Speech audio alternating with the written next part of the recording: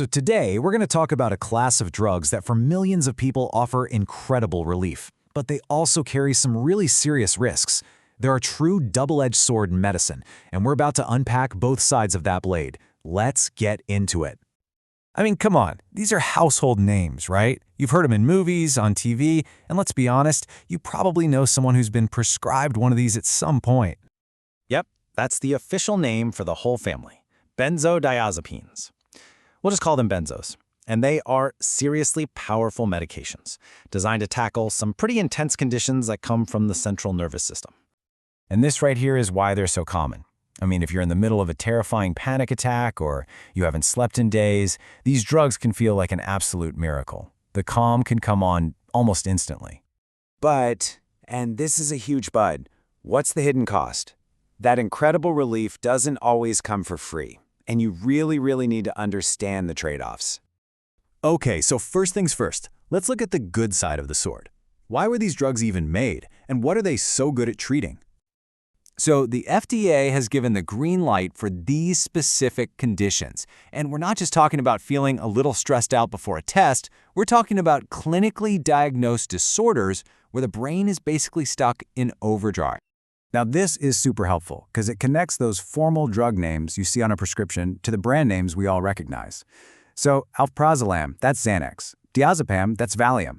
While they're each used for slightly different things, they all work in a very similar way inside your brain.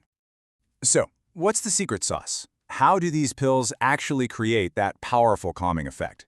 Well, to get that, we need to take a quick peek at the science of what's happening upstairs. It all comes down to this one neurotransmitter, GABA. The easiest way to think about it is this. Your brain is a car. You've got signals that are the gas pedal, making things go faster. And then you've got GABA. GABA is the brake pedal, slowing everything down.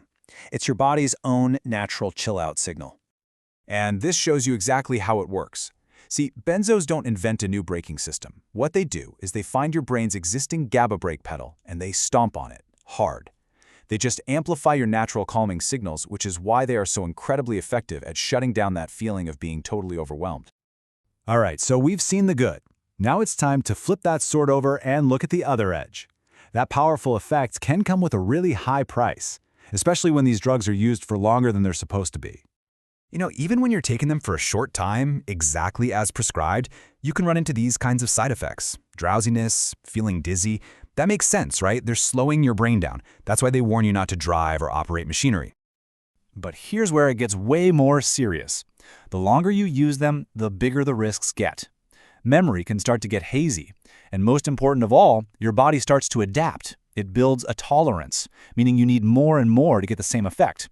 And it can become dependent, meaning your brain kind of forgets how to function normally without it.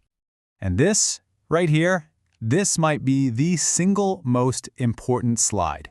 2 weeks. That's the max time recommended by a lot of experts. These drugs were designed to be a short-term bridge, a way to get you through a crisis, not a forever solution.